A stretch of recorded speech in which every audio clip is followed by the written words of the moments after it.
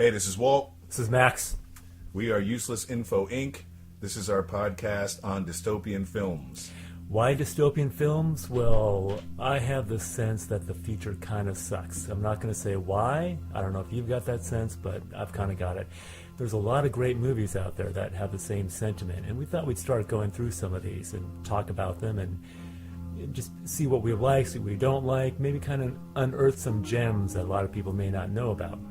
And our first movie today for this episode is Escape from New York, if you couldn't tell by the theme music playing in the background. Escape from New York came out in 1981, directed by John Carpenter, and that is a good theme, right? Absolutely. It's beautiful. We love John Carpenter. So, Walt, why don't you set this up? What's the basic premise of this movie? Our main protagonist, Snake Plissken, winds up in a sticky situation where he has to save the President of the United States from a maximum security prison, which is New York City in the future. What year is it now? 1997. Yeah. The distant future, 1997. 1997 did not exactly turn out that way. We did mention that this came out in 1981, so this is the future from that perspective. So let's start us off here. We begin with main titles, and we get this bit of information. We get to see this graphic of New York City, right, with this containment wall around it, because it's become a penitentiary. And then I think we go into the shot of these guys on this raft, right? Mm-hmm. Trying to escape. And then what happens? They get blown out of the water by a helicopter. It's I think it's an interesting way to start, right? Yeah. Because we don't immediately start out with our protagonist or antagonist or anybody that we actually know during the movie. We start out with these random guys on a raft. Boom. Why do you think he chose to start out that way? I think to show the severity of what New York City is now, that it is a prison and there's no escaping. Yeah. If you're going to have a movie called Escape From, you have to have challenges to get out of whatever you're trying to escape from. Yeah. So I think it was a powerful beginning instead of just starting off with Snake being arrested. Right. Or the infamous deleted bank robbery scene. Yeah. It's a lot more straightforward, and you get the idea that this is a desperate time. Mm-hmm. Right. That these guys are basically floating on a makeshift raft, trying to escape from the prison that is New York City. I'm wondering if it's intended to kind of put our sympathies in with the convicts a little bit. Because I kind of feel bad for this. Like, I don't know, they could be serial killers. I don't know. Right. But I just see these guys, like, floating on, and they just get pounded out of the sky by this helicopter. You know, there's sort of this idea that Big Brother is watching. There's like this looming entity above. And I think it kind of sets up this idea that the government structure in this movie isn't really something that we're supposed to sympathize with. I think that's something that we're going to keep touching on during this movie, but I feel like it immediately sets off with that. Right, where you're siding more with the criminal aspect of this future. Yeah, exactly. This vision of the future. Yeah. So then we move to a shot of the Statue of Liberty. And this is the actual Statue of Liberty. It was actually shot there. Most of the movie, as I understand, was actually shot in East St. Louis, right? Because it had gone through a fire and it was kind of bombed out. It looked more like a bombed out New York might look. But this particular scene was actually shot on Statue of Liberty Island. And I think it sells it, which is one thing I really like. Of course. Like it's like saying, okay, this is New York, you know? They probably blew half their location budget on that scene, but it makes an impact, I think, and I think it's got that irony, right? Right. The tradition. I mean, it's the Statue of Liberty. This is what immigrants used to see when they sailed in New York Harbor. Now it's the first thing you see when you come into New York as a convict, right? Right. It's like this whole reversal of the whole exactly, thing. Right. Yeah. You're no longer free. Exactly. Yeah. And Lady Liberty becomes a symbol of the exact opposite of what she's supposed to represent. Yeah. And next, our hero comes in. Right. Snake Plissken. And one thing I love about this scene, he's walking by, and there's this, like a computer voice or something, talking about the option to terminate and be cremated. Yeah. Remember that? Yep. Yeah. Yep. Which, okay, I don't know about you, but if I got sent to this New York penitentiary, I'd be like, yeah. Burn me. Oh, hell yeah. Burn me up. There's no way. might tough it out for a minute. Yeah, I might tough it out. You're you and I'm me. you might actually last for a little bit. I don't know about that. That shit would turn you into a 14-year-old girl like that. Exactly. You know, yeah. on the streets of New York as a prison. Yeah. And the crazies and So you've got Snake Plissken walking, and then suddenly there's this cut, right? And it all stops, and then we cut to the president's plane. right, the pod. Right? Oh no, the plane. You're the right. plane, right, yeah. Right. And I kind of love that it's obviously a model, Right. but I still kind of love that old school model work. But it still holds up to this day. A lot of those old school effects. Yeah, and I will take like kind of obvious model work over obvious CGI any day. Oh sure. Like good CGI, it's another story. Right. But yeah, you know, it just when it looks crappy, it's just like you just didn't bother. Yeah. Yeah, but I think it's some decent model work. And the plane has been hijacked, taken over, right? Right. By the NLFA, the National Liberation Front of America, or something like that. Something like that. Yeah. Something along those Yeah. lines. Correct. Yeah. And the rhetoric that she's using, this woman is like I think she's like flying the plane, right? Yeah. She took over the cockpit. It was so like period to me.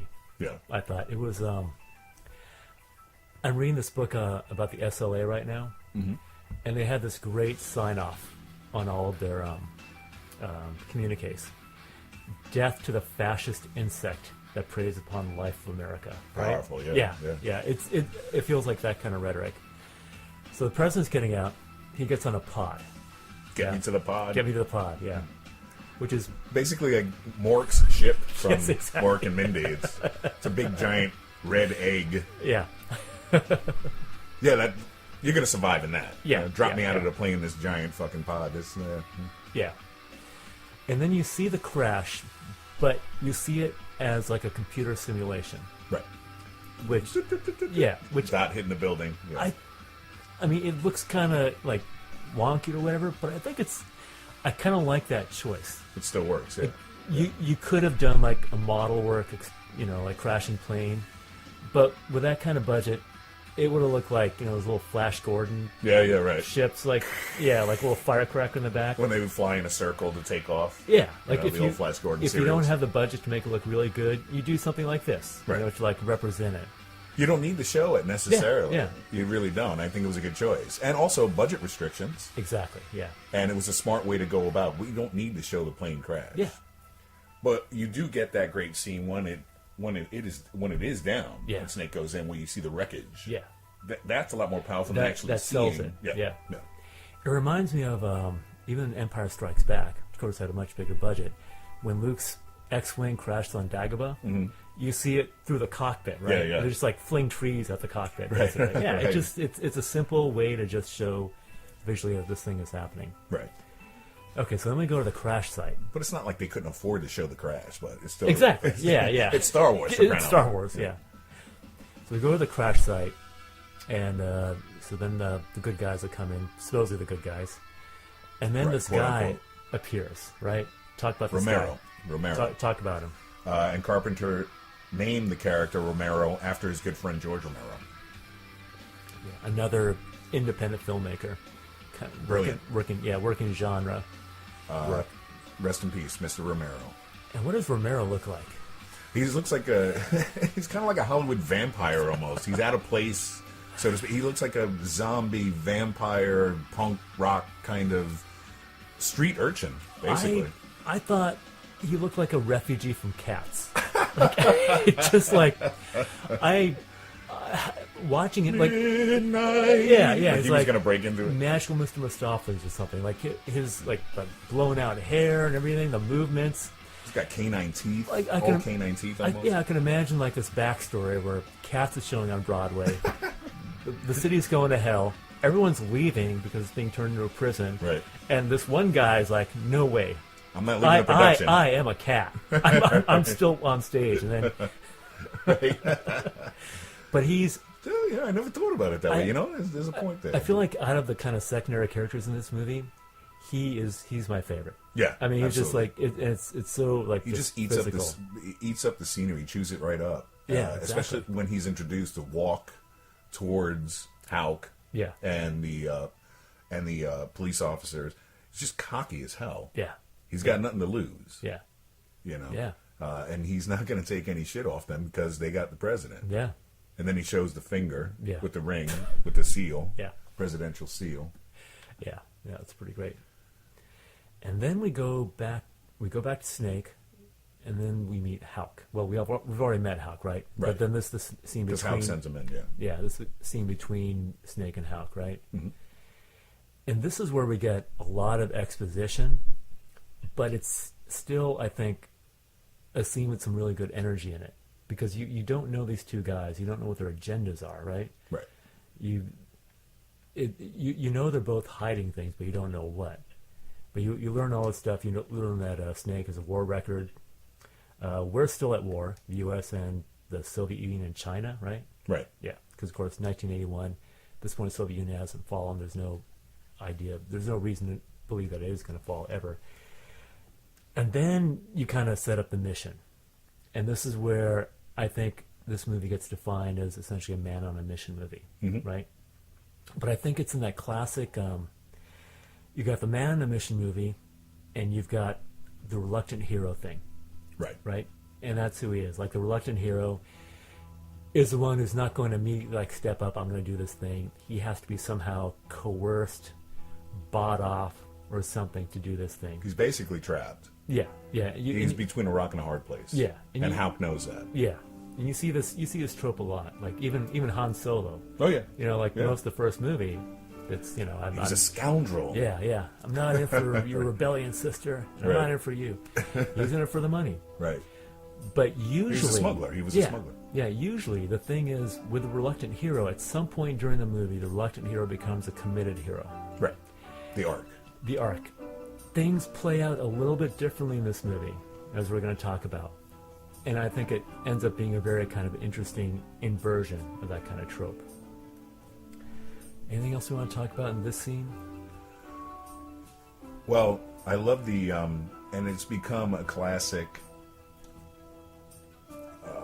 action movie trope, Yeah. where you have the hero that's about to go in and they offer a plethora of weapons, Yeah. a whole table full of whatever you need. Yeah. It's been copied and copied, and I think Escape from New York did it the best. Yeah. Where Snake just kind of goes, oh, I'll take this, I'll take that, whatever, and that's it. Yeah. He doesn't need all of it. Yeah. I mean, if it was me going in, I'd be like, "You put it all in the bag. Put it in a gunny sack. I'm good to go. Give me all of that. The Ninja stars, everything. Yeah. I want all of it. But since he's such a confident, experienced character, he just takes what he needs, and that's what's going to get him through. And there's that confidence that I always loved about the character as well. Very quiet. Yeah. I like how it kind of it's the antithesis of the Q scene in a Bond movie. And I say this as a huge Bond fan. Oh, but yeah. it's like all showing him all his gadgets and stuff, and Yeah. listen to 007. But here it's not about that. It's not about all these gadgets he's going to get that's going to help him out. It's just the basics. Yeah. It's going to we know immediately that this is a man who's going to rely on himself primarily. Yeah. Give me the most powerful firearm you got, and maybe a couple of knives, and Yeah, I'm okay. exactly. Because you don't see him take it, but there is that one scene later in the film where he throws that throwing dart, Yeah. which is really cool. Yeah. So we go to the medics lab, right? What Right. happens there? He gets injected by this doctor, Yeah. so to speak, and the guns actually look like Star Trek phasers, Yeah. which is kind of wild. And it's supposed to be just some sort of inoculation, some sort of whatever the hell it is. What does Hulk say about that? It's some sort of some sort of to protect against the disease Yeah, or something whatever. like that. Yeah. And since he's a military man, he's kind of used to that. It's like, okay, whatever, you get your shots.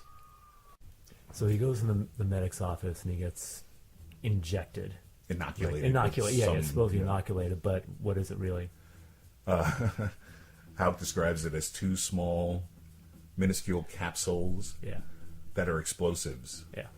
Will set off a charge just large enough to open up both your arteries in his neck, and they're already starting to. He threatens him by saying they're already starting to dissolve in your system. Now, weirdest thing. This is kind of a tangent, but I told you I'm reading this book about the SLA, right? Mm-hmm. So apparently, while the FBI was looking for the SLA, this is right after the bank robbery that Patty Hearst and the others pulled off. They were getting desperate. Yeah. So there's some guy in Vacaville prison in California who claimed that he could find them, but he would need a week out of prison to do it, right? Right. So the FBI, they were desperate enough to take a chance on this guy. He was probably Really? a con man, yeah. So, Very- so what they did was they have a fake doctor, like inject him with, just probably water.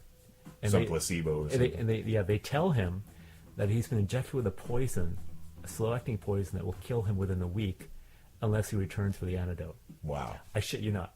Wow. This is a real thing that happened. Now, I don't think that this was public knowledge enough that Carpenter could have known about it back then. I'm sure this is like sealed up and they only know about it now. Right. But it's just kind of an interesting thing that was happening Yeah. at the same time, right? Yeah, absolutely. No, yeah. He was not the first one who thought about this. Yeah. Wow. Or maybe they saw the movie and said, "Hey, that's a good idea." I think it happened before that because Yeah. it would have been Right, you're right, mid you're '70s, right. right? Yeah, my timeline But it was interesting that it was skewed. in the zeitgeist. I think basically Yeah. what this does is it raised the stakes. It's like it's 'Cause a otherwise- ticking bomb. Yeah. Right. Yeah. Because otherwise, like Houck says to him, you can turn the Gulf fire around and head for Canada. Yeah. And not Yeah. complete the mission. Yeah. There's got to be a reason why Snake needs to go back Yeah. to Houck and Yeah. return the president. Something to Bring the president back. compel him. Otherwise, why does he care, right? Right. And then we get this bit about nuclear fusion. Right. Survival of the human race. Right. Yeah. What is? Do we really? Okay. I'm willing to suspend disbelief on stuff like that. Yeah. Because even Snake says it in the film. He's like, "You know anything about nuclear fusion?" He's like, "All right, no, I don't know." Yeah. Whatever.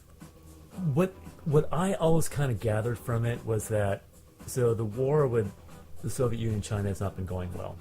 Right. There's going to be a peace summit or something in Hartford. Right. That's what. Right. And then, so what we, the U.S., what we're going to do is we're going to give them the secret to nuclear fusion as kind of a peace offering, right? Right. Which doesn't make sense. To get them to stop attacking us, maybe. Right. I mean, the interesting thing is if you're going to, usually a peace treaty is like, okay, we're going to stop fighting each other.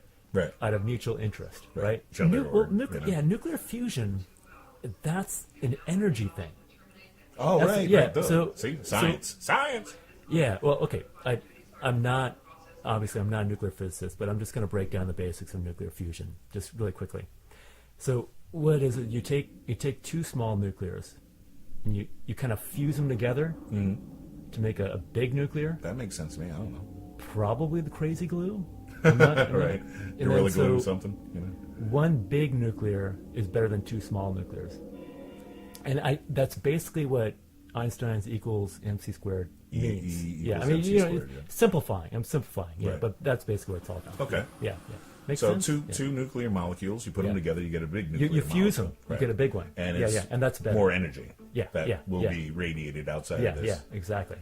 Yeah. See, you learn something new Yeah, every yeah, fucking yeah, day. yeah. In fact, I've been meaning to correct the Wikipedia article on it because I think it makes it needlessly complicated. I think my explanation is much better. Yeah, I'll go with yours.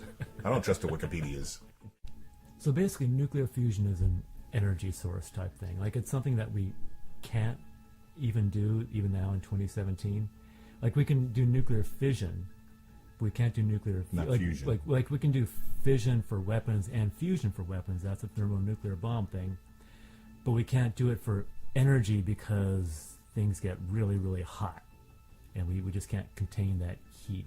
But this is a future in which we figure that out, or at least the U.S. has. Or some sort of container to hold. Yeah. But it does come around to if you give the enemy an amazing energy source, they can make more weapons. Right. So it's like the fact that we are doing that as a peace offering means that we're desperate.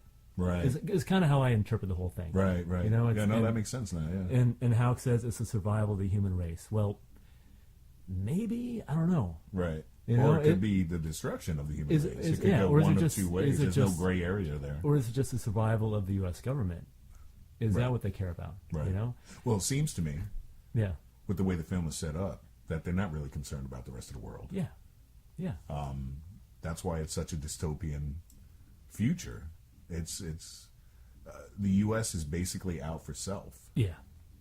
The thing that I come back to is Carpenter. This came out in '81, but he was writing it in the mid '70s. He claims he wrote it as a response to the Watergate scandal, and the sort of this idea that you can't trust the government anymore. You know, I mean, this Right. is that period when basically the government was really lying to us, and they were lying to people about the reasons for being in Vietnam. Right. Too. I mean, that was the Right. thing that was going on. I kind of read this in that context, that this is in that vein of like, you can't trust the government, Right. you know? Right. Well, once again, Carpenter was a master of that. Exactly. Yeah. Socio-political commentary in his films. Yeah. Yeah. Which is one of the things that kind of elevates this movie for me. Oh yeah. Like, I mean, it's a good action thriller, but there's all these other things going on that make it so much more interesting. It's a real amalgamation of different Yeah. influences Yeah. that Carpenter's showing with the film. Yeah, and they don't like explain all this stuff, And, all this backstory stuff. It's don't just really like have it's to. hinted at. Yeah. Yeah, and you're like left with what? Really? Right. Like what? Yeah. But we never got to see the Kessel Run. You know? Yeah. Yeah. Exactly. Yeah. You know, Yeah. so it's the same thing. You know, like Star Wars. Yeah. You have this backstory. Mhm. You don't need to show it. Yeah. It's part of legend Yeah. for World the building. characters. Yeah. Right, world building, exactly. Yeah. All right. So then he gets in the Gulf Fire, right? This glider thing. It gets towed by a Cessna. Yeah. Which because if you got a budget like this, you can't really afford much in terms of aircraft, right? Right. He's not going in a jet. Yeah. And not even a helicopter. He just gets a glider. Yeah. You know. Well, it's supposed to be because it's under the radar. Yeah. Is Yeah. what I remember. Yeah, and it's not going to make noise. Like Right. no one's going to hear it coming in, right? And he's Yeah. got to land on the World Trade Center. World Trade Twin Center. Tower. Yeah. The Twin Towers. Yeah, exactly. Yeah. Which is another iconic thing to do in a movie like this. If it's New York, especially back then, Yeah. Twin Towers, Statue of Liberty, the Empire State Building. Yeah. These are major landmarks that you have to show. Yeah. Yeah, exactly. Yeah. So then he lands on the World Trade Center, as we said. He goes down to street level, and like And there's an elevator on the yeah, roof. yeah, which is pretty great. Yeah, we're pretty sure that was not actually. I don't think true, that but, yeah. yeah, whatever. But, yeah. Why not? So he's walking around, and I think basically these scenes were shot in St. Louis. Yeah. Yeah, made to kind of like all distressed and stuff. Per commentary, there are a couple of scenes that were filmed in the Bronx Okay, back then in the 80s. you remember which ones? To be honest, not exactly, but Yeah. there were a couple of scenes. Okay. Where they did, once again, guerrilla filmmaking. Yeah, They just said, we're at night, let's get the scene done Yeah. and get out. yeah, Basically, no permit. yeah, So you just shot at night. yeah, And in the Bronx back then, nobody was going to mess with them, you know? yeah. If you got in and out, you know? Exactly. Yeah. So then he finds this theater featuring the Velveteens. It was on the marquee, right? The ticket guy's asleep, and he walks in, and well, New he's York, New York.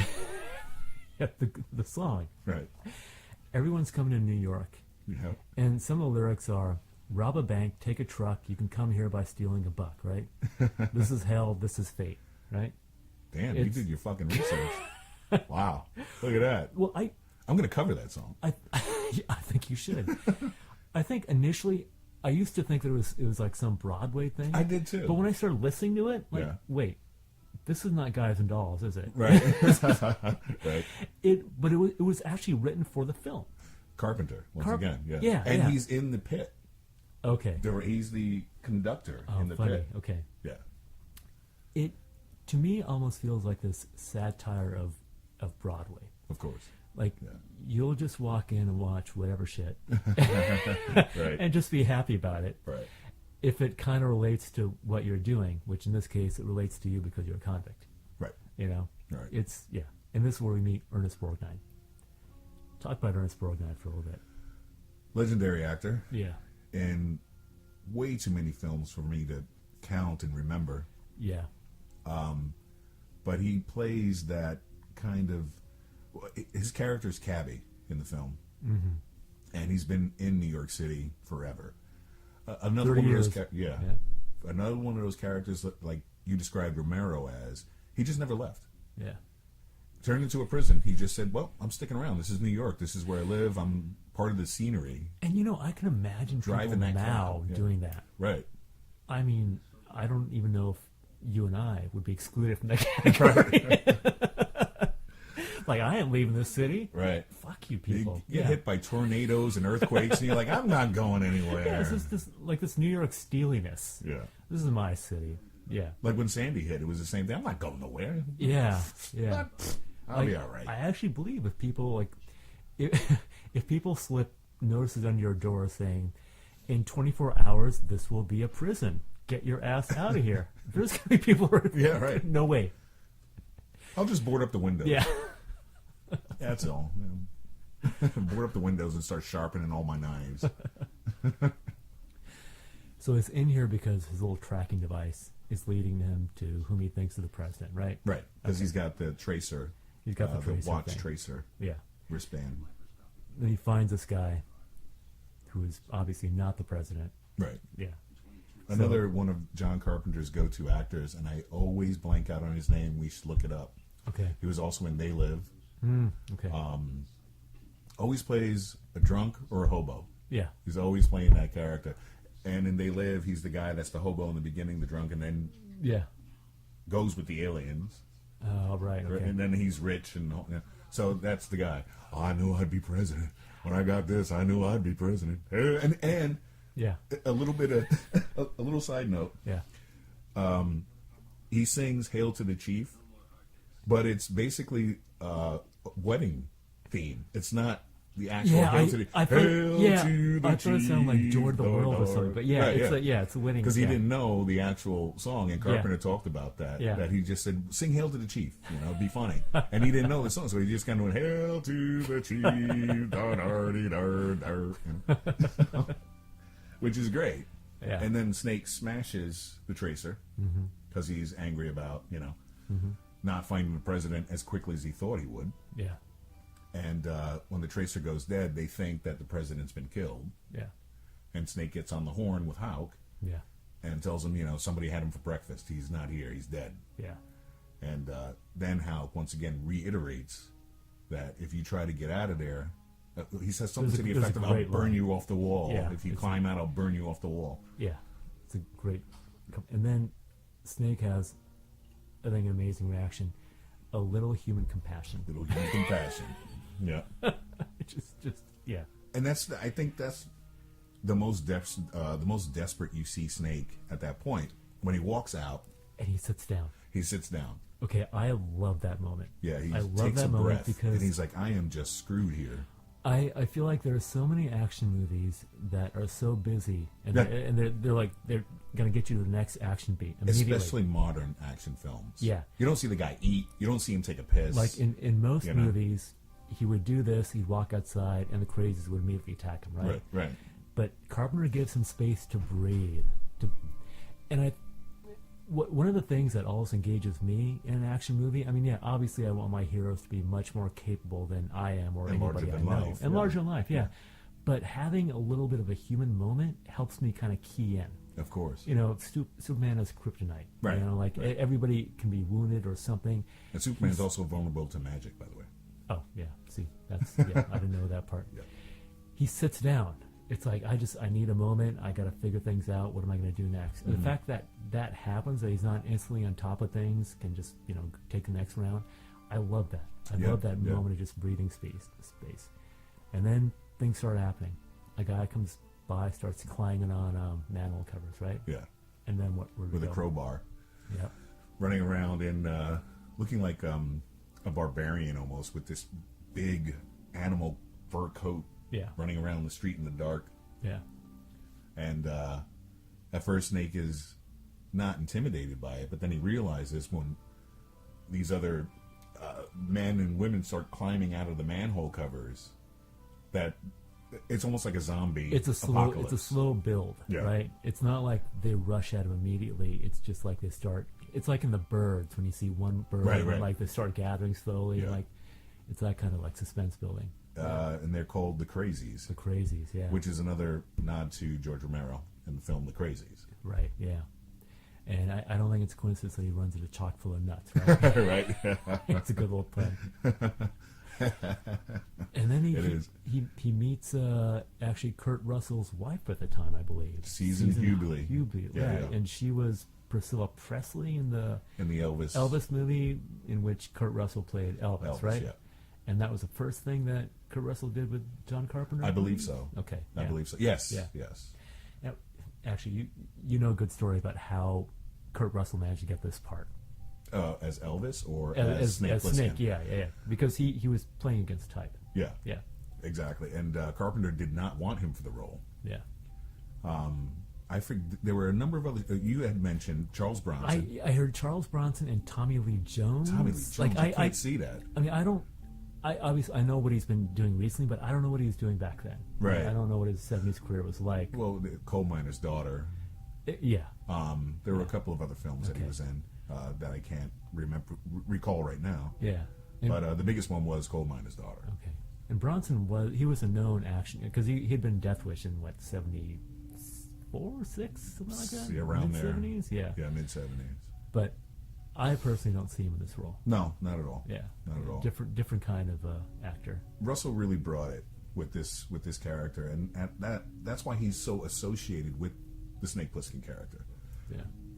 I mean, he did borrow a little from Clint Eastwood Yeah. and other Western heroes, and it was great that Lee Van Cleef is in it to have that the play-by-play that they have, because Lee Van Cleef, another great Western actor, Yeah. and I think what Russell was doing with Snake, I think Lee Van Cleef saw that, Yeah. and they kind of played that well, the dynamic between the two of them.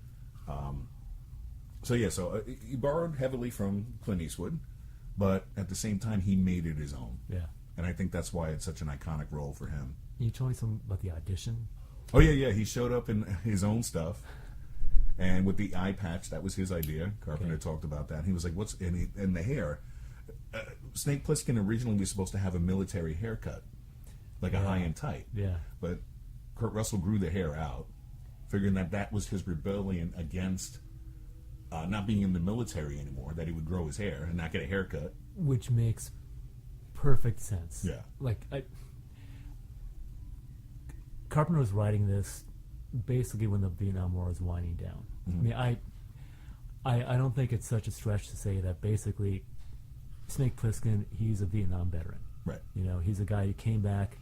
He was a war hero. He's disillusioned, and he takes this other path. The Just first like Leningrad. Yeah, the first Rambo movie, First Blood, Which is similar amazing. kind of great movie. I think the best of the series. Oh, But absolutely. similar kind of thing. He was a special forces guy, had this traumatic experience, and he just kind of wants to be left alone. But he ends up being an outlaw because of circumstances. I mean, it's like he's coming from the civilized area into the savage frontier area, which is New York, to get somebody out.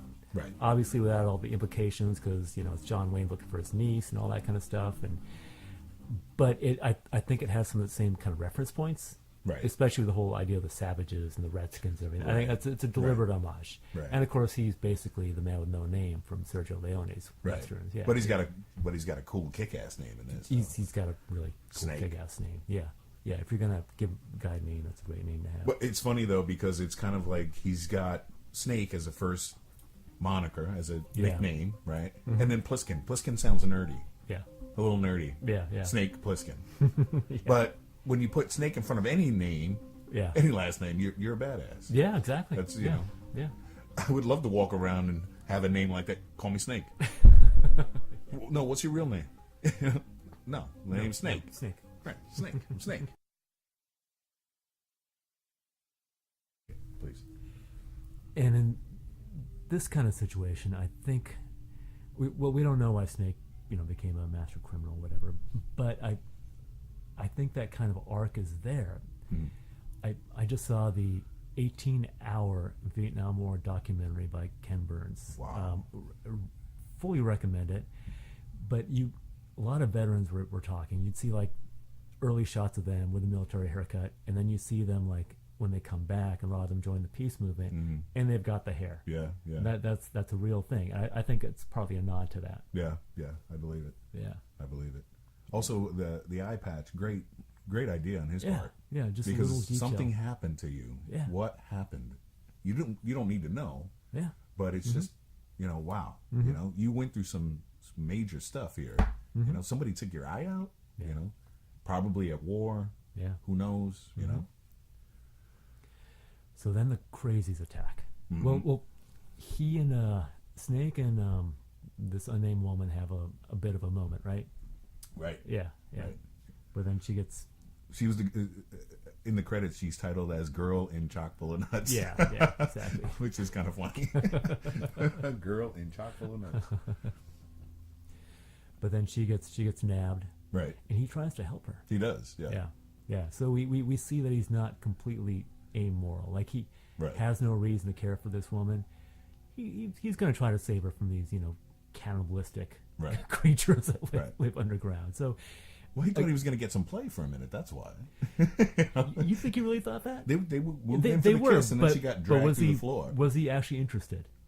I think he was kind of going with it. He's like, I'm screwed, man. I don't know what a president is. I might not get out of here. Maybe, yeah. So, all right, Yeah, whatever. she's coming on to me. Okay. Yeah. I'll do it. Okay.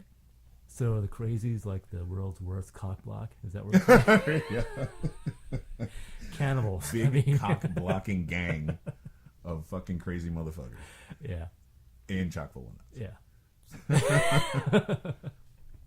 There's a pun that I'm not going to reach for. I know. So then there's a joke in this somewhere. he manages to get away, but he drops his walkie-talkie. Right. Which is Smashes. another good little detail because now we know he's alone. He's cut off. incommunicado. He can't call base. He can't call Hulk. He can't, And who shows up to really save on his his own. ass? I'm sorry, what? Who shows up to save his ass? Cabby. Cabby.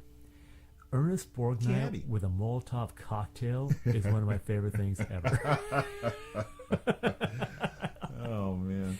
Because he did a lot of action movies. Yes.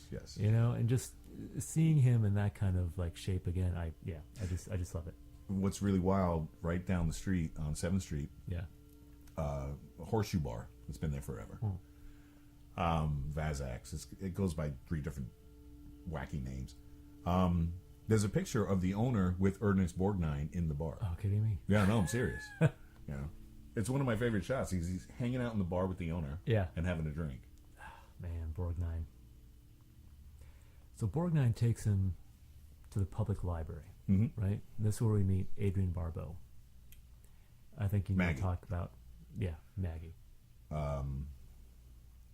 Maggie is Brain's squeeze, Yeah.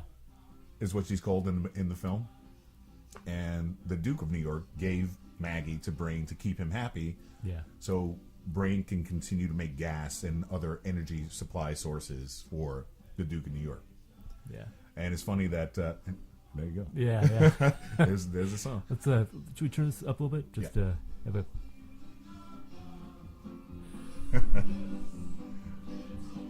It's kazoos in it.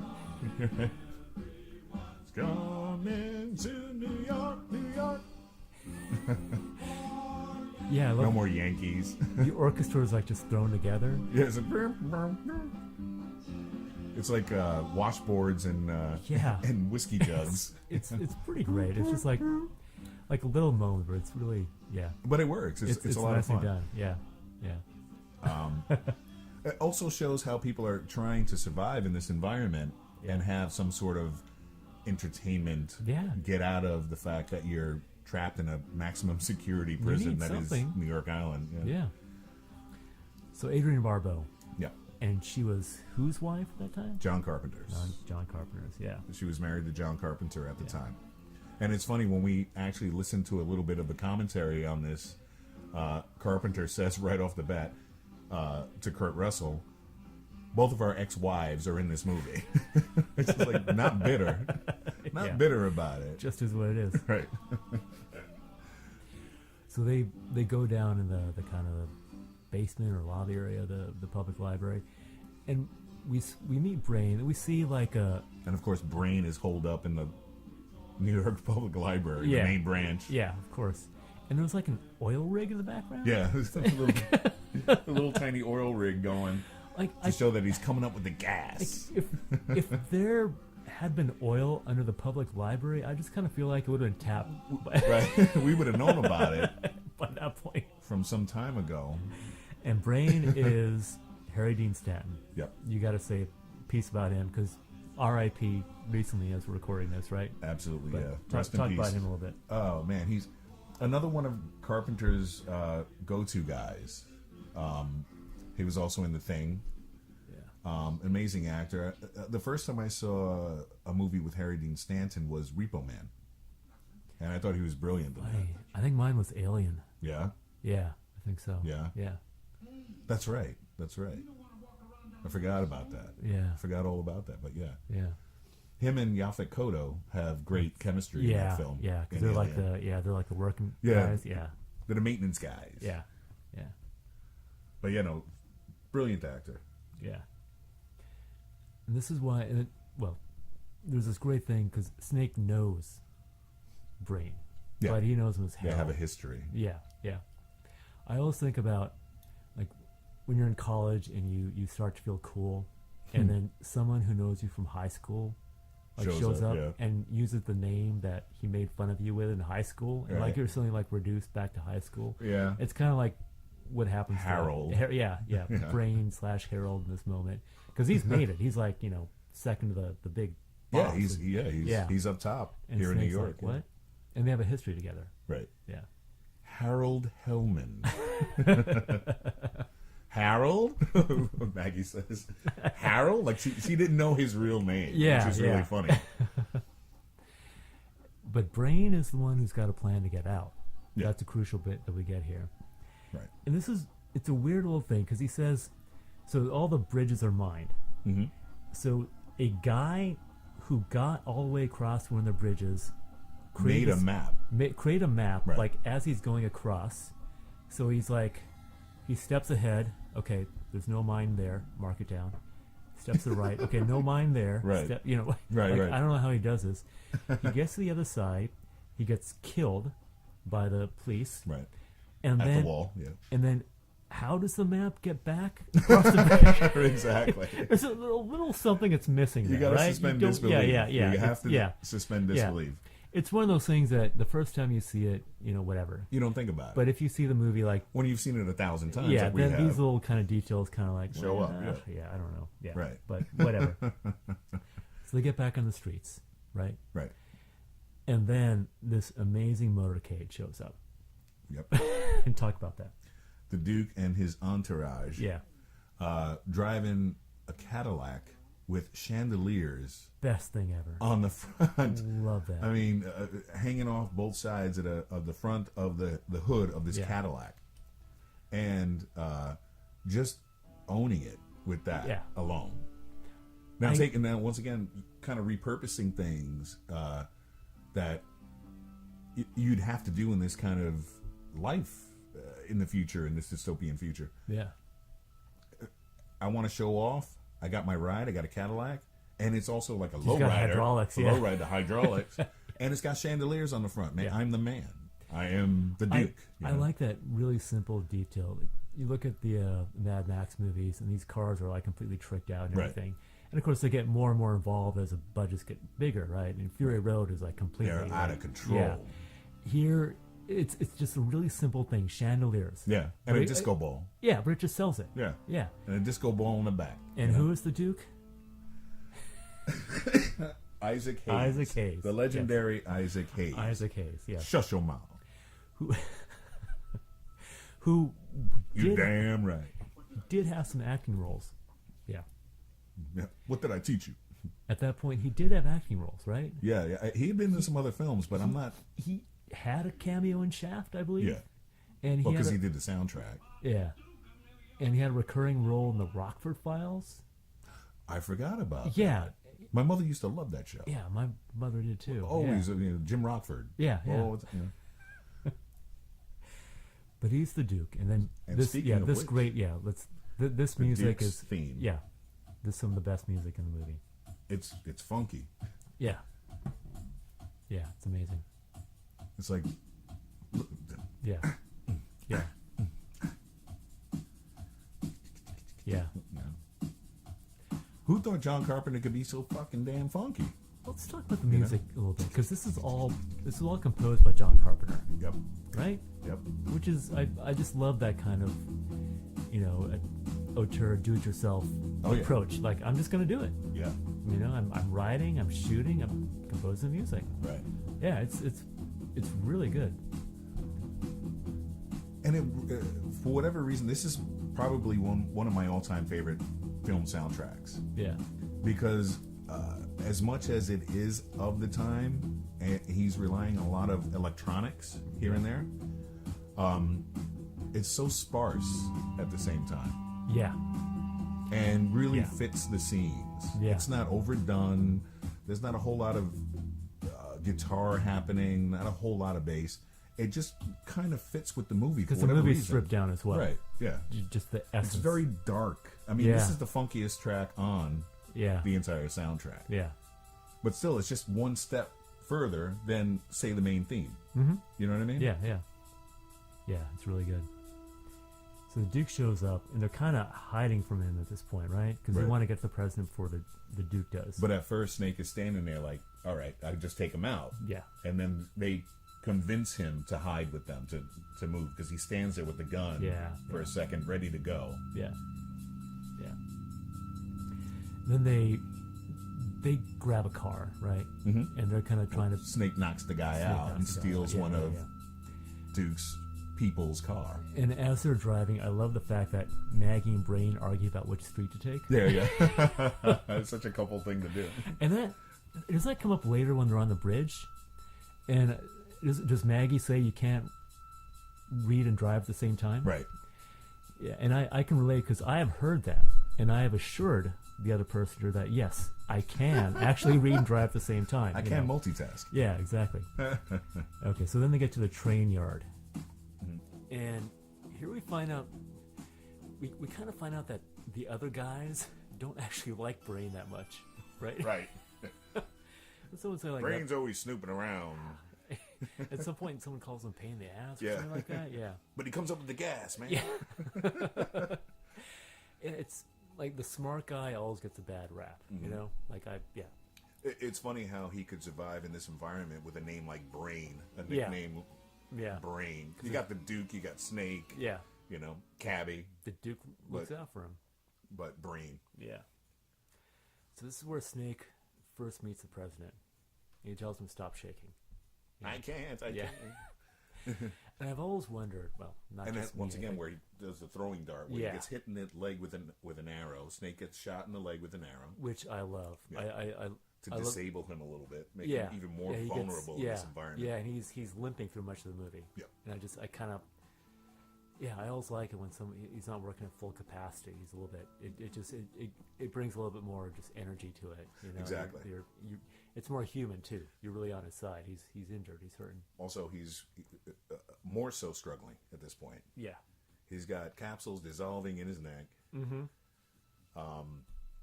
He could wind up blowing his head off. Yeah. You know, he's got all these people after him. He's got to save the president, and now he's shot on top of it. Yeah. Yeah. So you're really rooting for him. Mm-hmm. Yeah. And then he gets captured. Right. Yeah. So another level. And Isaac Hayes says to him the iconic, "Snake Plissken, Yeah. I've heard of you. I heard you were dead." And he hits him with the tire iron. Exactly. Yeah. Ba-ding.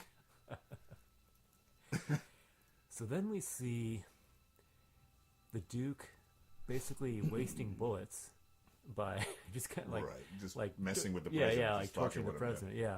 Which I don't know if this is the only gun you have and these are the only bullets you have, like I don't know if I'd waste them in that kind of situation. Like yeah, And you just got Snake's gun that he brought in from the outside. He's Yeah. shooting at the president with Snake's gun. yeah, exactly, yeah, You figure you want to hang on to that. yeah, You know, this is a high-tech weapon that he brought in from the outside instead of maybe what you're making. They're slinging bows and arrows. yeah. So you want to hang on to the gun and the exactly, bullets.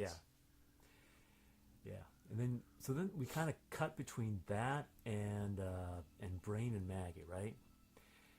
And we actually Then we see Romero again when he comes out of Yes. the train car, yes. and he does the pointing at them, which is really fun. We actually get a moment where we kind of get a hint of why Brain is called Brain. Like we see him figuring something out. Like he's thinking, okay, we're going to glider land in New York City, Right. and he actually kind of like, yeah. So okay, yeah, he's smart. He's smarter than the other guys. Right. Yeah. Don't kill him. The man sent him in. We need him. Yeah. Snake Plissken, the man sent him in here. Something's going down. We need him. See? Yeah. There it is. Who are you? And then the torture that the Duke does, where he shoves the arrow in Yeah. further in his leg to get him to talk. Oof. Everybody thought he was dead, and the other thing that he always gets in the film is, "I thought you'd be taller." Yeah. And that was in the sequel, right? Yeah. Just No, it was said in this. I thought you'd be bigger. Yeah, when is that? Who says that? Isn't it Season Hubley in that other scene? You might be right. Yeah. I don't. Yeah, we might have to. We'd have to go back to yeah, right. yeah, yeah. Because I know she says, "I thought you were dead," Something like that. Yeah. and then Snake Plissken. All right. Yeah. Okay. Yeah. So when Snake wakes up, he looks at his little life clock thing, right? Mm-hmm. And he's got 2 hours left. Yeah. So a lot of time passed really quickly here, right? Right. Yeah, because And who knows how long he was knocked out for? yeah, well that's the thing. Like most of his time, he was just like knocked out. Yeah. Because the previous time, the last time before this that we saw his little clock thing, I don't remember. It was what in the theater, I believe. Yeah, was it like 18 or something? Something around there. Something like yeah. that. Yeah. In one way, it's kind of good that he's well rested for what's coming up next. Well, I don't know. You get hit in the head with a tire iron. How well rested are you going to be? Yeah, you're hitting the head with a freaking crowbar. Because then we go to the fight scene, Right. right? Well, I think first, does Romero die before that? Maybe. No. Okay. Or is Actually, you're it's right. You're intercut correct. You're or correct. something like that. Okay, because It's around, while Snake is in the boxing arena yeah, fighting that big giant guy yeah, and this guy. with the baseball bat with nails in him and Oh my God, yeah. and the trash can lid as a shield. Yeah. Yeah, that's where Maggie and Brain go to the president. Okay. And Maggie right. kills Romero. Maggie kills with like a knife. Yeah, she stabs him in the yeah. gut. He has that great It's a death great, scene. yeah. Again, it's like I am going out an actor. Like he can't believe he's dying. I'm gonna give the audience a great death scene. Right. There's no way I'm going out quietly. So Snake beats the guy, Yeah. and I think you had mentioned like how they actually did that. The effect is wild. Like we were saying, they're fighting with baseball bats with nails sticking out of them. Yeah. Snake manages to get the upper hand, and what they did with the effect was he hits the guy in the back of the head with Yeah. the nailed baseball bat, with the baseball bat with nails sticking out of it. They basically glued a piece of wood to the back of the wrestler's head. He was a wrestler, That's he was awesome. a pro wrestler. Yeah, it's awesome. A piece of wood, and Kurt Russell had to hit that mark for real with that bat. So this guy, the wrestler guy, he is used to doing this kind of thing. Right. I mean, that's what he does. Yeah. Like kind of Yeah. fake, like serious fighting. Yeah. Kurt Russell probably not so much. Right. Right. Yeah. So And he said, Yeah. Kurt Russell says in the commentary how the guy got a little rough with him at points, and he had to tell him, slow down. We're not really wrestling. yeah. So he had to make it a point to keep telling him, stop throwing me around. So some of the scenes that you see where he's actually going at him, he's Yeah. really giving it to Kurt Russell. Yeah. And there's no stunt double in that Yeah, scene, nope, was there? Yeah. nope. Oh, I love that. There's a couple of scenes where they did swap it out because Kurt Russell works with Dick Warlock. He's his stunt guy. Dick Warlock. Yeah. Now that's a name. I know, right? Yeah. You can't make that up, man. Why not I'm just Dick Warlock. Phallus Wizard? It's amazing, you know. Okay, just one more. Penis Magus. And now we can move on. so Snake, Dongus Maximus. Peter Prestidigitator. All right, that's it. That's it. I'm cutting this off. All right. Okay, you can have one more. Okay. You want one more? No. All right, we're good. So Snake beats the guy. We want an R rating, not an X rating. He looks at the clock. He's got an hour and 30 minutes left. Well, he's Right? he's got to hit the tracer. Remember the guy that's ringing the bell? Okay. Yeah. The guy's like, ding, fight. Yeah. What job is that? I forget. If you're The you bell know, ringer guy? Yeah, I don't know. Yeah, I don't know. But he stole the tracer That's right. Yeah. with the eagle on it. Yeah. So Snake With the secret safety catch. Right, Which yep. is just like you flip the top you open. just flip it open, and there's a big red button that you. Because later Hawk says only Snake knows the secret safety catch. Nobody But could figure that out. you can't just play with it for a minute and like figure out.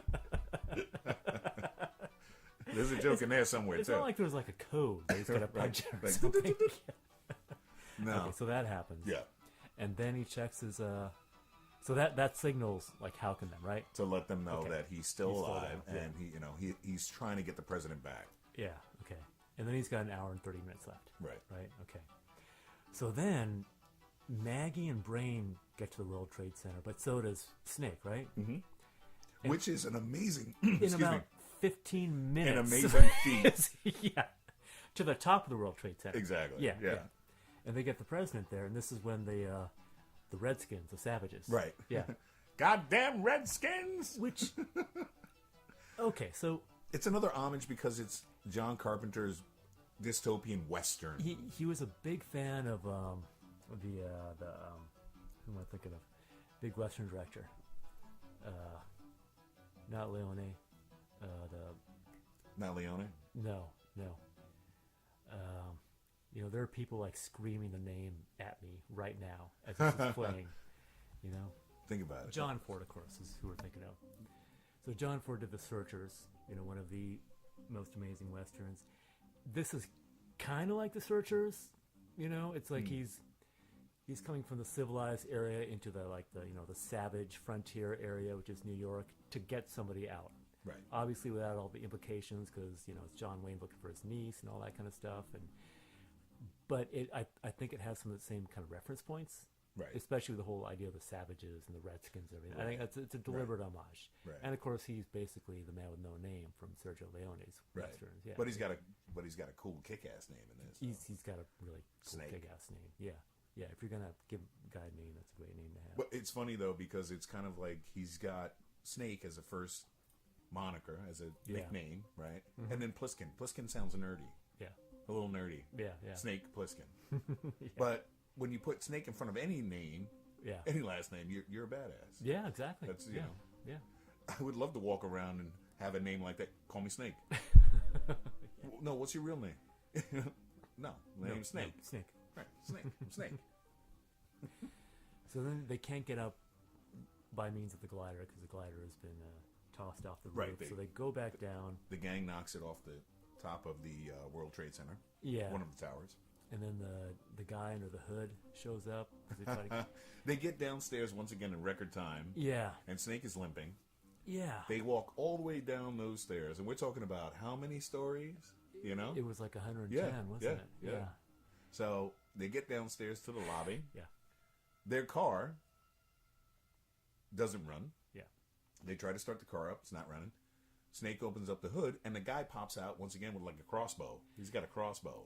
So during the time that they were up there, They took the engine out of the car. the gang decided to remove the engine block and have a guy in there. That's some NASCAR shit. Because they had the time. They're like, hey, it's going to be a while before they come back down again. Hey, you know what would be really funny? Right. Let's take the engine block out and have you hiding Dude, in you there. hide in there. Dude, that's going to be awesome. It's going to be great. Because what else have they got to do? Right. And then they got the engine running, though, Yeah. across the room Yeah. where the Duke is standing there. Yeah. And the engine's running. Yeah. Uh, For what reason? right. Which is great. Just to show, Yeah. hey, we got your engine, man. It's over here. You want it? Come over, get it. So that happens, but they managed to get away. Snake had Maggie's gun. Maggie's And he gun, shot yeah. the engine. The piston blew. Steam blew into Now- the Duke's face, right? Fresh my memory. Was this her gun, or was this one of Snake's guns? No, that was her gun. It was That actually was her her gun. gun. But those Okay. became his iconic guns later in Escape from L.A. with the. Okay. They're basically they were like 38s Yeah. with gun sight. Yeah. With a laser light, Which laser yeah, sight okay. on top. But we don't know how she ever got that gun. It was just her gun that she It was had. her gun. Okay. All right.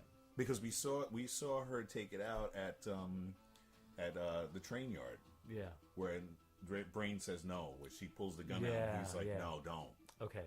Okay. Interesting. This this whole sort of part always feels kind of rushed or muddled to me. I don't know what Which it part in is. particular? I guess the whole We're talking about. yeah, World Trade Center coming Uh-huh. down. Yeah, yeah. This bit when they Right. I don't know what it is about it. It just it Because almost honestly, he wouldn't make it. You'd have to take breaks. Like, I can't breathe. I need to.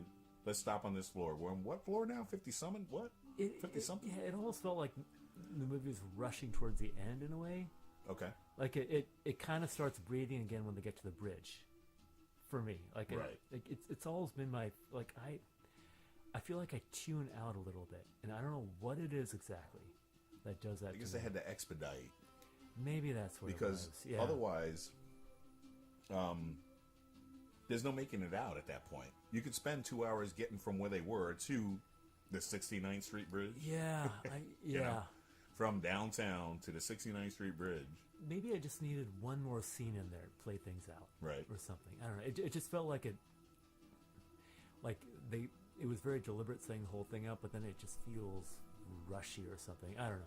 Right. But I do feel like it comes back together on the bridge where things happen in quick succession, but it all has meaning because they hit a mine, right? Cabby's toast at that point. Yeah, the cab blew in half. Yeah, which is Cut a great right down, effect. yeah. Yeah. And you once again see Snake regretful when he sees that Cabby's dead. yeah. But also in before that, right before that, before they hit the bridge, he does the tape swap Right. where he's Yeah. got the tape about, and it's a cassette tape Yeah, it's a cassette tape. about nuclear fusion. Yeah. So, Yeah. Because it's not like there's a copy of that tape. right. Where you can't have the guy who made that tape just say, hey, could you just talk about your nuclear fusion stuff Right. again? You know, because we need it. Also, once again, it's supposed to be the future, 1997 from 1981 when the movie came out, but we're still using cassette tapes. Still using cassette tapes, yeah. Like It's great technology. I don't know when CDs really took off, Well, they but- started off in the actual mid 80s, but they Yeah. were really expensive. but were they kind of projected at that point? Like, did people have a sense of like, oh, this new thing is going to be on the horizon? No, Yeah, everybody probably thought it not. was kind of a flash in the pan, Yeah, so to speak. I remember a friend of mine when I was in high school. He was the first kid to buy CDs. yeah. He bought Robert Palmer's Riptide on CD in the long box, and it cost him something crazy like $30 for the CD. God, yeah, of course, yeah, yeah. They could jack them up back then. Yeah, I've got another deal for you. All right, so I want you to think it over. so then Brain gets killed, right. right? All right. Because he hits a mine. No, I said left. I said left. Yeah, he hits a mine. Yeah. And then Snake implores Maggie to keep moving, Yeah, right? yeah. And you see he's desperate. Yeah. Like you see that But showing. he stops. Yeah, And says he's dead. Let's get Maggie. Yeah. Come on. which We is can get out of here. again this moment of humanity. Yeah. Like, you know, you see that he's not just some, you know, mercenary or whatever. There's something in him. Right. Which I think is key, right? And then Right. he hands her the gun. Yeah. She Yeah. asks for it. She asks for it. She asks for and it. he's willing to do it. And yeah. he throws the gun to her. Yeah. And then I got in my notes there's a shout out to Cronenberg here. There is? Right? Is there? Okay, so we just watched the scene right when Maggie dies, and there's something you want to say about that moment, which you told me. On the bridge. Yeah, When they initially filmed the scene, Carpenter didn't get footage of Maggie actually getting hit by the car. yeah, You didn't know. He felt that the audience wouldn't know that she was dead. So when he was looking back at the dailies when they were finishing up in post production, he said, "I need a shot to show that Maggie is actually dead." okay, So what they did was, and they were a married couple at the time, Carpenter and Adrienne Barbeau went into their garage and she laid under the car, and he threw all kinds of fake blood on her, and he just shot that 1-2 second scene with her laying there dead. So how did that dinner conversation go? I know, right? What do you want to do tonight, honey? I don't know. I want to film you dying. I want to film you dead in the garage. And she's like, "It's a good thing that you're John Carpenter, because And you better put me in the I'd be next calling feature. 911 right now." Okay, and then we cut back to Hulk, and I want to talk a little bit about Tom Atkins, he's kind of one of Hulk's functionaries, Yes. but the actor. He's like his second, he's like his right-hand man Okay, in the film. Tom Atkins is another one of John Carpenter's go-to actors. He was in The Fog. who do you play in The Fog again? He was the main guy. He was the main guy with Jamie Lee Curtis. Okay, all right, The main guy, you know. yeah, that guy, The main guy. yeah. But a funny note that my brother hit me up to over at Mad About Superheroes. Shameless plug. Tom Atkins was also in Lethal Weapon, and he played the father of the dead girl who wound up, who the whole investigation When he circles dies around. at the beginning, Right, Okay, the girl that dies in the very beginning of the film. yeah. Tom Atkins was Richard Donner's first choice to play Martin Riggs in the Lethal Weapon film. Wow. Okay. And I can't even see that now.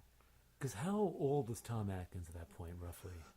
I mean, mean, he he's- had to be, he's in youngish his here. late 40s, maybe early 50s, He was- maybe. It seems like he was too old because you needed Yeah. someone. I don't know, how old was Mel Gibson? Mel Gibson was like 20 in 79 when they did Mad Max. Right. And then Lethal Weapon came out what year? 80, I don't know, 6, So 7? he was young. Around I mean, there, he yeah. was the He right was in his age. 30s, He was the late right 30s age for maybe, that. yeah. I feel like Tom Atkins would have been too old. Right. Yeah, you needed a contrast with the God, who was the buddy in Lethal Weapon? Oh, Danny Glover. Yeah, and he was like the older kind of family man counterpart. Murtaugh. Yeah, Murtaugh. Richard yeah. Murtaugh. Yeah. Oh, that's interesting. I didn't know that. Okay, so we see Tom Atkins, and then Hulk gets on the horn, and he calls to a guy The named... giant, Yeah, the giant super cell phone communicator thing, and he calls walkie-talkie. Cronenberg, right? Right, Cronenberg. Which, of course, is another shout-out Yep. to another independent filmmaker who's doing genre work at the time. Yep. Yeah. It's interesting that the kind of careers that both of them had. Also, all these guys were friends, which is always wild to find out about later on. Yeah. Because if you're a fan and you know the different work by all these different directors and genre filmmakers and independent filmmakers, when they give shout-outs to each other in movies, it's like, wow, okay. Yeah. Are you just doing that because?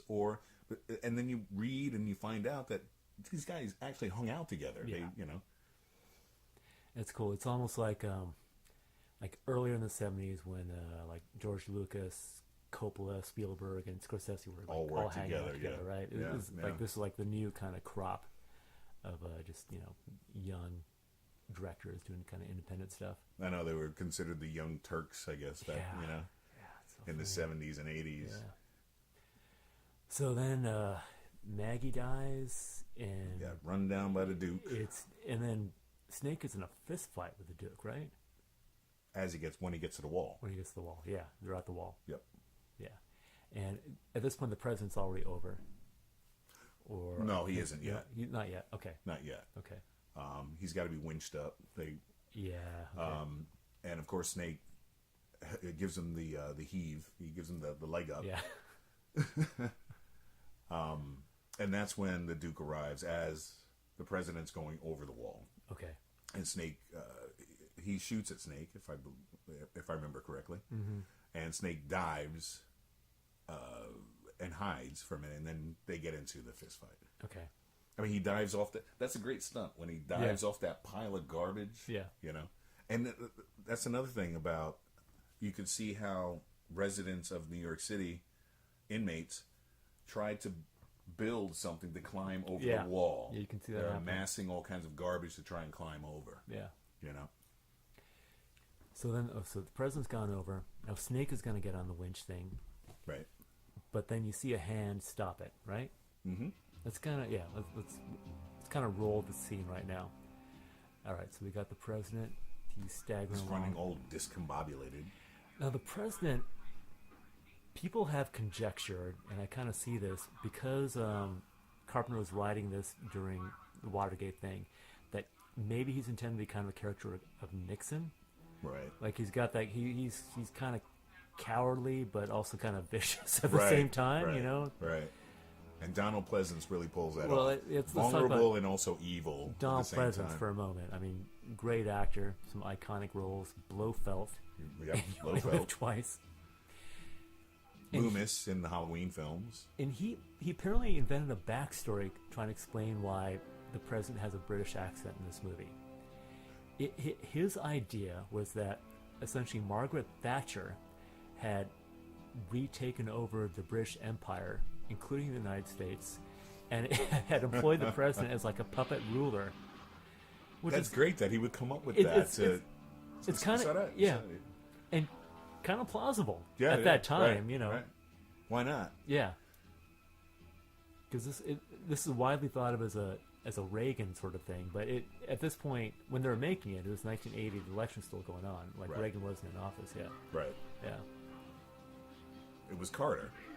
it was Carter still. Yeah, It yeah, was Carter. yeah. All right, so Nice punch. Yeah. Look at that. yeah, Well, I couldn't punch Isaac Hayes. I just couldn't. I know. I'd feel so bad. No, man, it's You gotta Isaac Hayes, respect. man. Okay, so he's getting pulled up Yep. on the winch. You see a hand stop the Stop winch, the winch. and he's like, "What the hell is going on here?" And Snake is stressed. And the Duke is coming up, Yep. and then the president.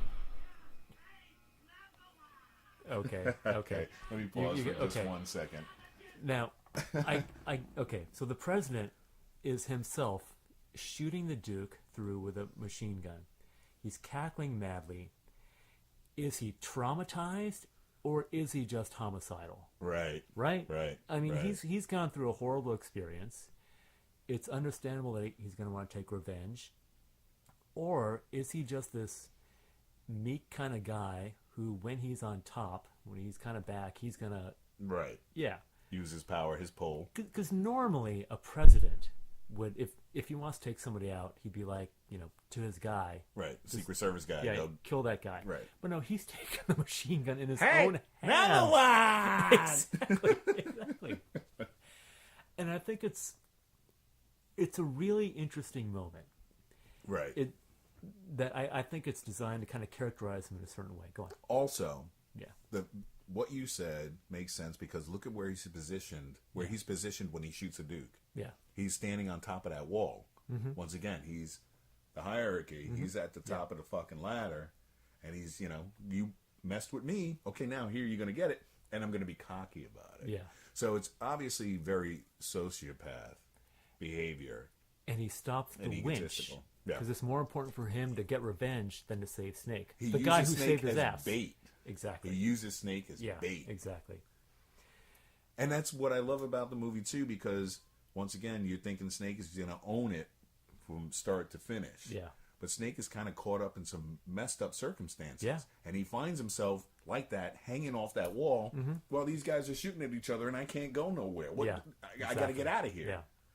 Yeah. So, So he does make it over the wall, yep. and they manage to stop the. Okay, so we're seeing it here. Isaac Hayes has a pretty great death scene, Yep. and he's using the same words that Duke forced him to say. What did I teach you? And one of them is "You are a number one." Yep. And I also took that as a reference to this Frank Sinatra song, Oh, really? Oh, New York. Yeah, right, yeah, right. yeah. Okay. Um, New York, New York. "Top right, of the Hop, Right. Top of the Heap, a Right. number one." Right? Right. I You can make think it that's here, you can make deliberate. it anywhere. Exactly. Yeah, Yeah. I love. There's all these little satirical elements, kind of, you know, Yeah. poking fun at that whole idea of making it New York. Right.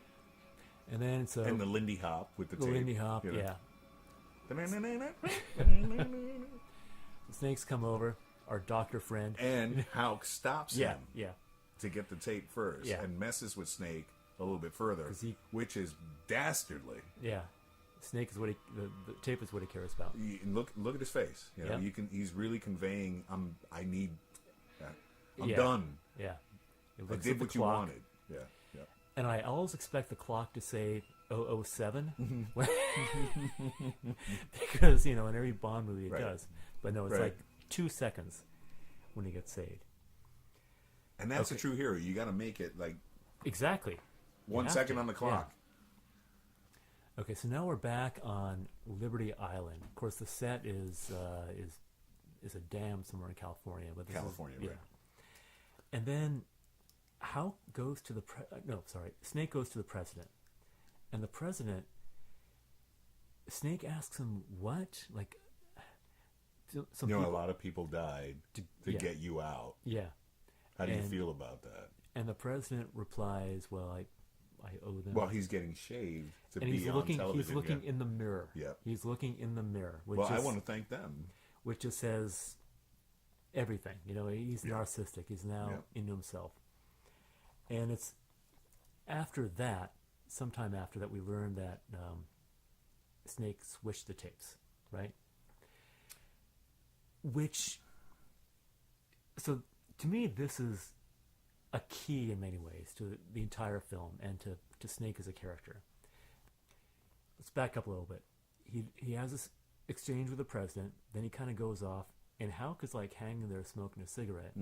He's got this it's like he's hanging in the background all of a sudden, right? It's like right. he's no longer in charge. And then Hauk wants to give Snake a job, right? Right.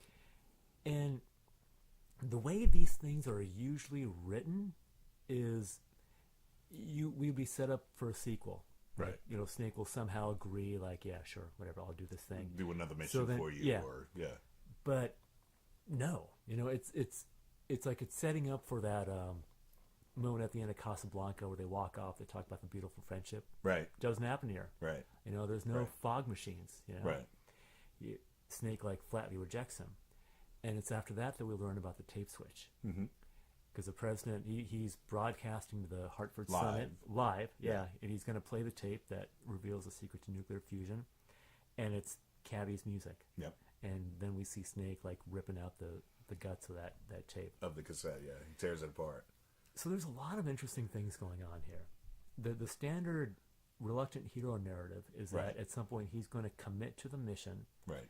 and save the world. Right. Because like Hauk said, this is the survival of the human race. Right. Snake doesn't do that. No, he kind of walks Snake- away from everything. He says, And- I'm done. And he it's like he gives the president a chance. Right. Okay, this is your shot. Okay, if you can be a human being right now Right. and say that you actually give a shit about these people who died, it's like Snake's arc is not, I am going to be the one who's gonna, I've come back into the fold, I'm working for the government again.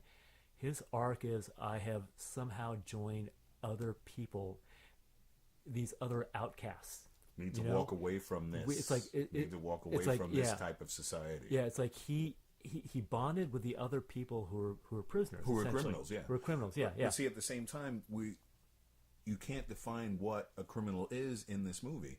It could just be an undesirable. Yeah, you don't know. You know, with this you kind could of government, you could be a have no murderer, idea. or you could be somebody that just was, I don't know, gay. Yeah, And we don't want have- you in the United States. you have no We're idea. shipping you off. like that. Like he is to some degree found that sense of community. It's like in Mad Max 2: The Road Warrior, right? Right. It's like he decides to help those people out, but then he goes off on his own. Yeah, right. And when You he's know? done, It's like it's like I Yeah. I'm with you for this thing, but I'm still alone. right. I think that's essentially the arc here. That's the wandering warrior kind Exactly, the of Ronin. aspect. Yeah, the you know? Ronin, exactly. And I think because it But yeah, if I no, may go ahead, interject please. for 1 second, in Snake's case, he was harangued into it. He was. He didn't choose Yeah. it. He's Exactly, trying to yeah. survive in the United States for what it is now. Right. And that's why he had to become a criminal. Yeah. I can't get a regular job. Mm-hmm. I work with the military. I don't want to bother with this anymore. So I got to steal some money Yeah. so I can survive. Yeah. And that's why he winds up in this situation. And I think that it's per his own actions that that's why you have that great scene where he sits back, like we talked about, in the street, and he's like, "Oh man, Yeah. I did this to myself a little bit," Yeah. you know. It's I'm not like when I first saw this movie, I was kind of floored in a way because I completely expected a different type of ending. Right. And Big I w- explosions and or and also kind of him coming back into the fold right. in a way. But that's not what this is about. I love the fact that he walks away from all of Yeah, it. yeah. And It just, the yeah. other thing that bugs me about it, though, if we're talking about little sticking points, Yeah. he didn't get the paper at the end. He didn't get the paper from Hulk. No, You know, he just walks off. he's gonna walk away. He's like, you yeah, know, exactly. if yeah. you're gonna catch me again, you'll catch me again. If Yeah. not, you know, Yeah. he doesn't get the paper. Mm-hmm. I got a job for you, Snake. He's like, name's Pliskin. Yeah. Yeah. Okay, before we do the wrap up, should we talk about the deleted scene? Yeah, sure. Okay. Okay, so there's a famous deleted scene on this. Well, maybe Infamous. Infamous. You want to pull this one up, maybe? So we Yeah. can kind of have it on what we're talking about. No problem.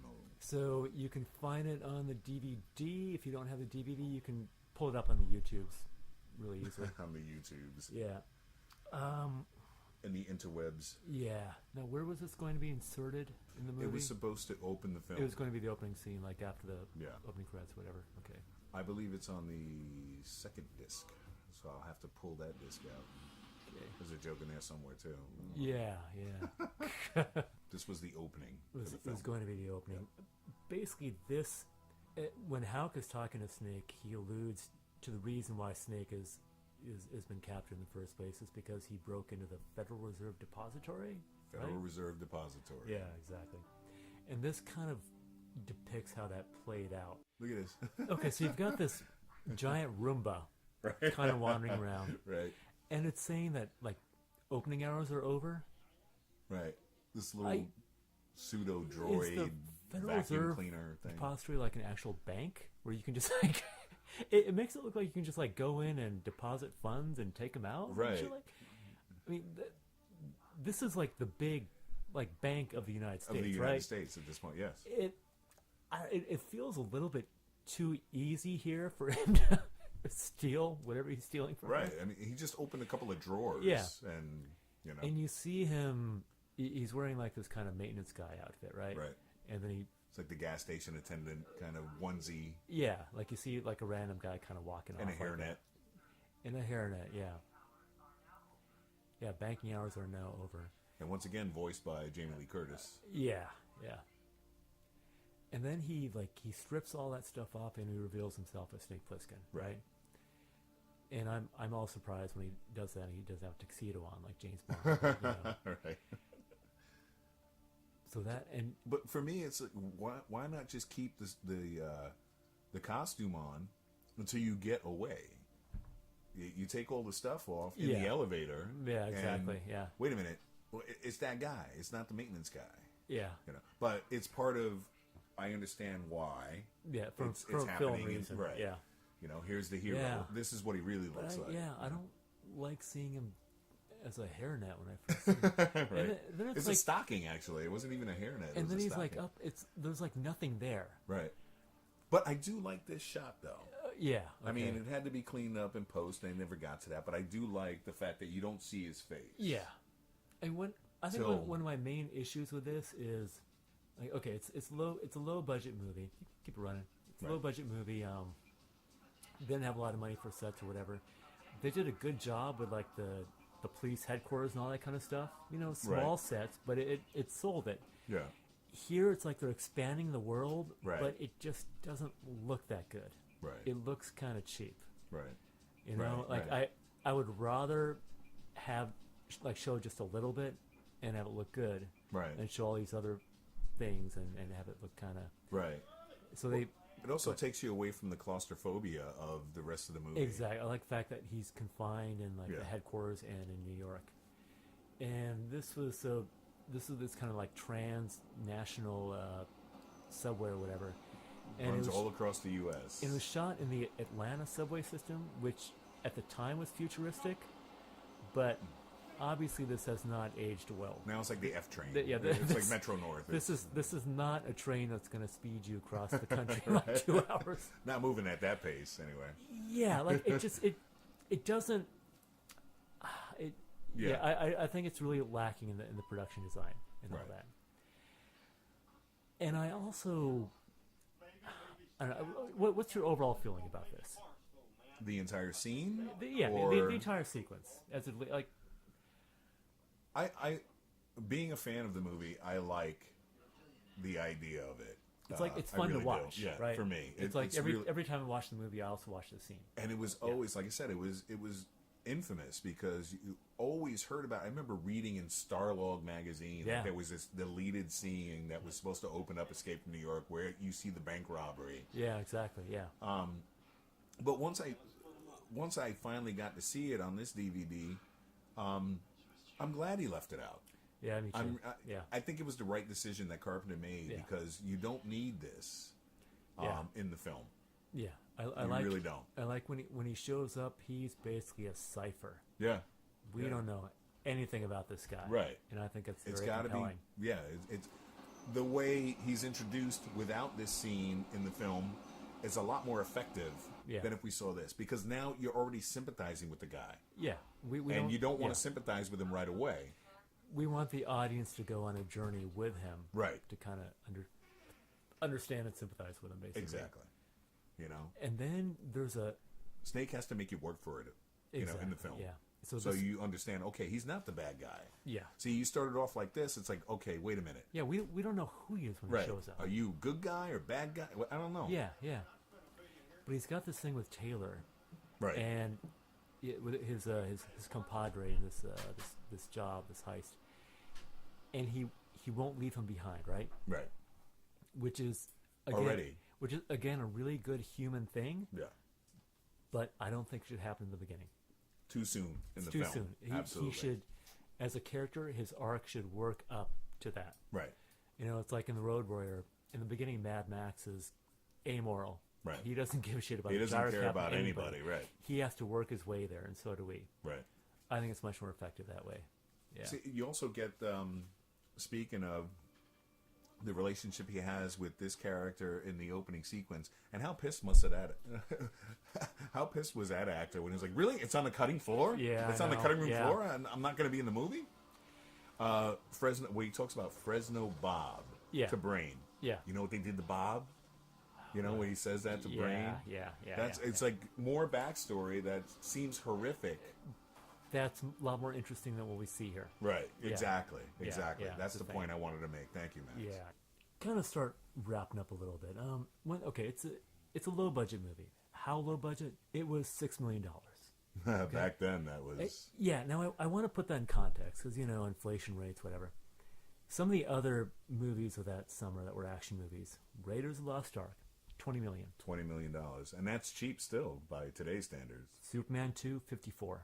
$54 million for Superman 2. Wow. Yeah. For Your Eyes Only, Bond movie, $28 million.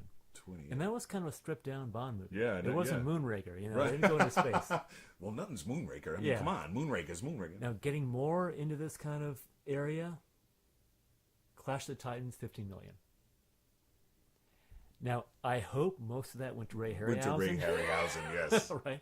You know, The closest thing I could find in terms of like a big action movie, Excalibur, $11 million. really.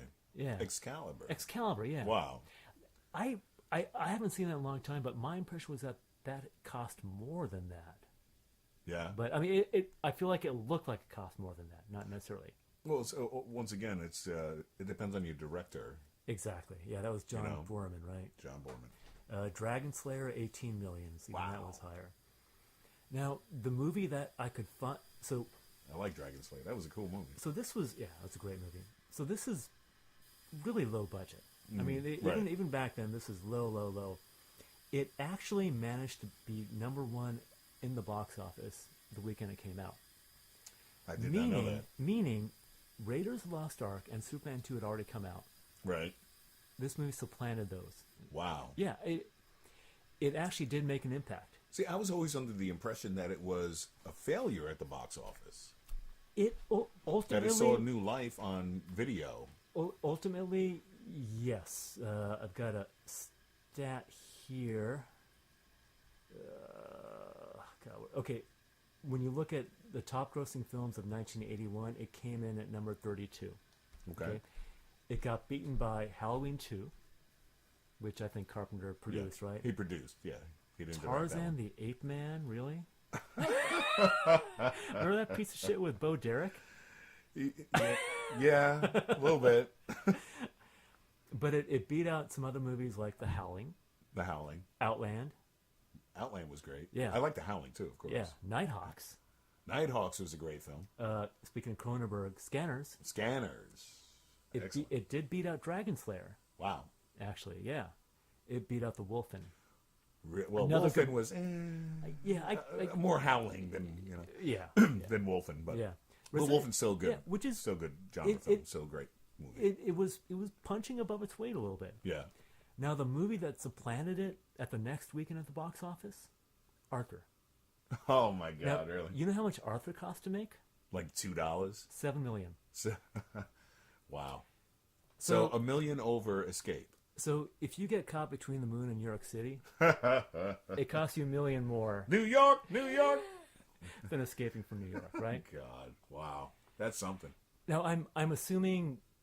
I don't know if I've ever seen all of Arthur. I don't remember any car chases or any like big special effects or anything. Right. I'm assuming most of it. I mean, it was shot on location in New York, but I'm assuming most of that went into the cast, like just the salaries of Right. the cast members, right? Right, and also to Yeah. shoot back then, probably to shoot in New York City, Exactly. probably cost Yeah, a lot. yeah.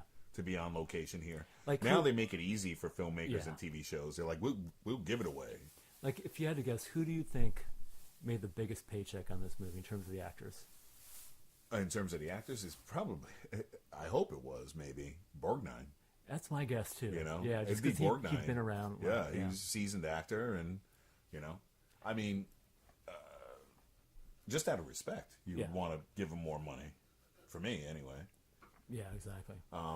Maybe Stanton, the second. Harry Dean, Yeah. probably the second. Now I could see Kurt Russell even saying, "You could pay me less. I just really want this role." it seemed like he really did want it. Yeah. Yeah. So let's wrap this up. What? Okay, one thing Yeah, yeah, I gotta ask yeah, you is, yeah. if you had to pick one line from the movie, Yeah. that's your favorite line that Snake delivers or Houck delivers, whatever character. It's probably Snake saying "President of what?" Yep, That's a good that's one, right? that's a great choice. Yeah, Great yeah, choice. yeah. President of what? Damn, you know, I knew I threw the question out, but I didn't think about what my answer would be Yeah. after. You know, for me, all of it is great. Yeah. All of Snake's dialogue is fantastic to me. You know, Yeah. but I could not pick one Okay. single line. Okay. I mean, the iconic is the one you would go for is "Call me Snake." Yeah.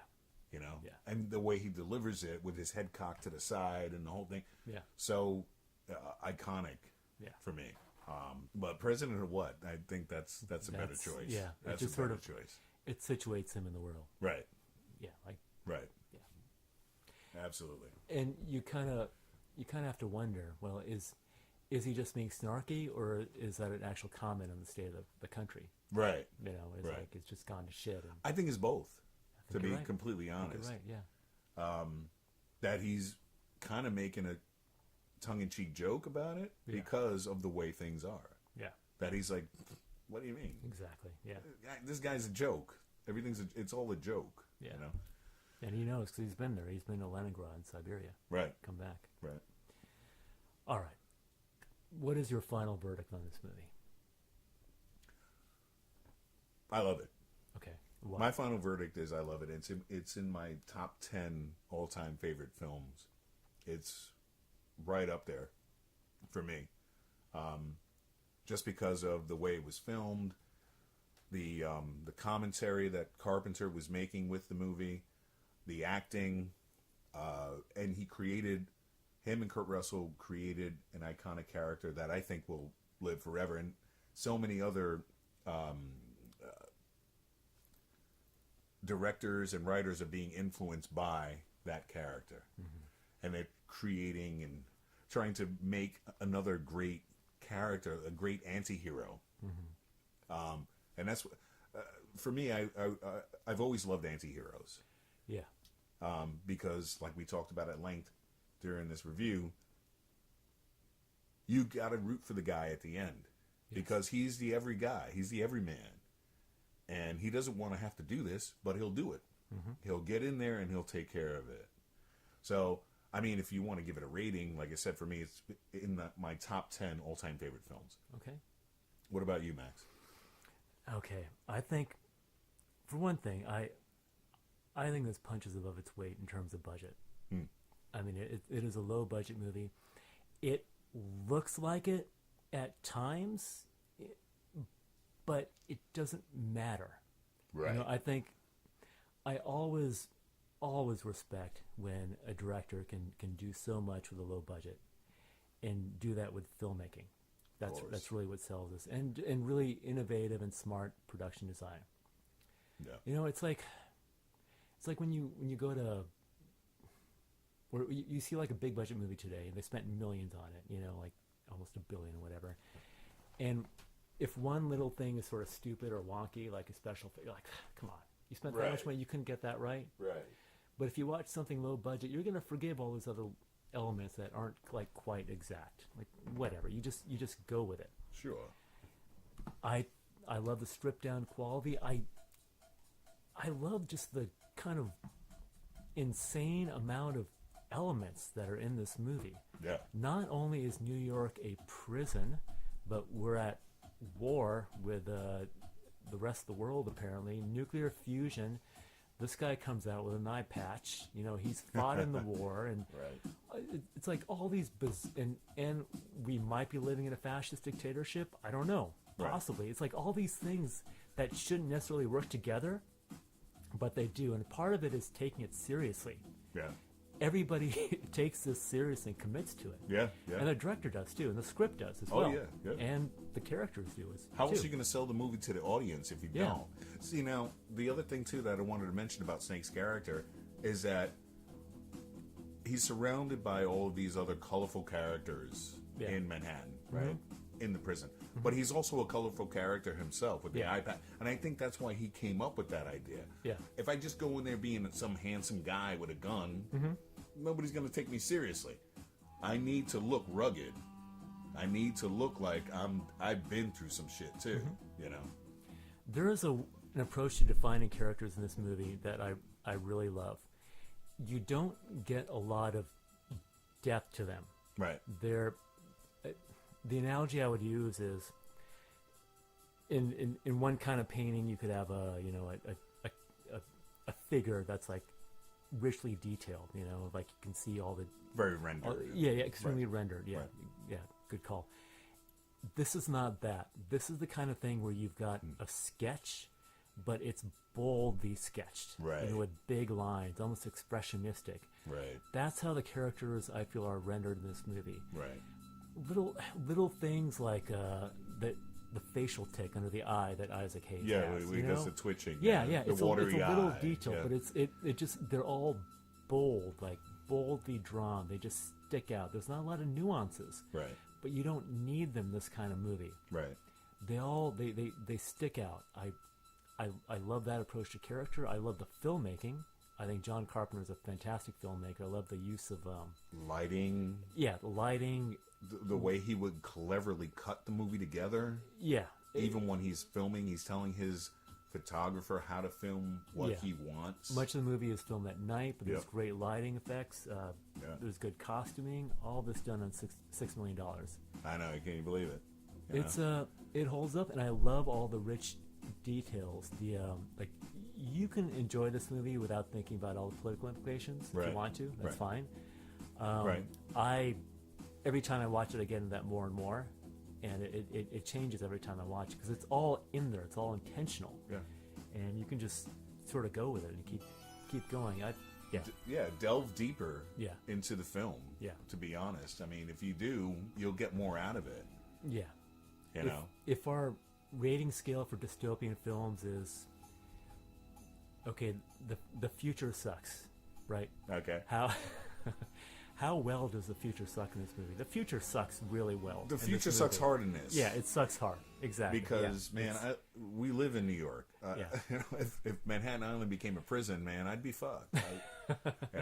I don't know. Yeah. So yeah, Yeah.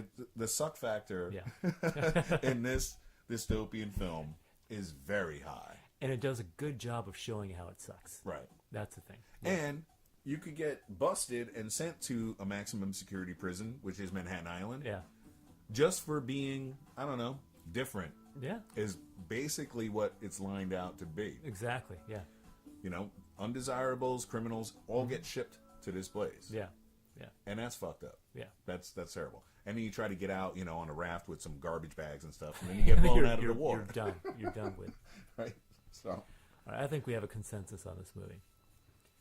All right, I think that's a good wrap up. I think we covered it. So we're going to come back and we're going to do another dystopian movie. I think what we should do now is we should roll our cyber dice, or not a dice, like a coin. okay. Flip our cyber coin. Flip It a happens coin. to be a Russian ruble for this movie. So I'm flipping it now. Walt, call it in the air. Heads. Walt, it came up heads. What is it? It's What are we heads. going to... So, well, no, you get to choose the I get next to movie choose. that we're going to do, the next dystopian film that we're going to choose, Oh, that we're going to wow. watch, and that we're going to do in our next episode. Wow. And I don't know Way what this too much is. pressure. I don't know what this is. You're going to choose it, but whatever it is, we're going to commit to it. Okay. Yeah. All right, so I will let you know. No, And you say it right now. I got to say it right You- now? No, you I say got Really? I got to... on the air. Wow, that's pressure. Dude, this is what it's all about. Wait, you think snake? You ever hear snake saying pressure? No. A little human compassion, maybe, but Right. you never complain about pressure. I'm an asshole. You don't have 22 hours for this. Okay. Yeah. I will pick one. Yes. Next. Sometime today? Yeah. No, now. Give me a second. I say Starship Troopers. Is that dystopian? Yeah, absolutely. Okay. What do you think? You're right. We're doing it. We're Yeah. doing it. We're doing Starship Troopers. Starship Troopers. Okay. we're doing it. Now, the thing that concerns me right now is, the Roger Moore era of Bond movies. Of course. At the end, they always used to say, and this is a thing of the time because they don't do that now. At the end, they'd say James Bond will return in. And yeah, Now, at the end, The Spy Who Loved Me, yeah, they say James Bond will return in For Your Eyes Only. right. So 1977, right? The movie comes out in summer. Star Wars comes out. Then they're like, we can't Right. do a movie called For Your Eyes Only after Right. Star Wars. We got to do Moonraker. Yeah, it's like, Yeah. so what is the Ian Fleming title left that could have something that could maybe let us do something in space? Well, Right. Moonraker's got moon in it. Like, there's Right. no movie called, The Living Starlights or something. It's Right. got to be Moonraker. Right. So they blew it. Yeah. And they didn't George Lucas that shit. Like, you watch the Blu-ray right now, at the end it still says For Your Eyes Only. Yeah, Even yeah. Moonraker. Yeah. So I don't want this to live on in eternity, and for us to not do Starship Troopers. We first. will. We're committed, right? Absolutely. All right. All right. Absolutely. Absolutely. All right, we're done, peeps. This is a wrap up of Escape from New York. We have escaped into and out of New York, and there is no containment wall around us because we say what we want to say. That's right. Yep. Hope you enjoyed it. And we're going to come back. We're going to do a similar treatment of another dystopian film, which we have decreed is going to be Starship Troopers. Yep. Whether you like that movie or not, whether you've seen it or not, come back and join us, because I think we're going to have a lot of fun with it, and we're going to talk the hell out of it. Absolutely. So check us out. Stay tuned. Give us comments. Talk to us. We need to know you're out there. Absolutely. Be good. Peace out. We'll see you next time. Future sucks.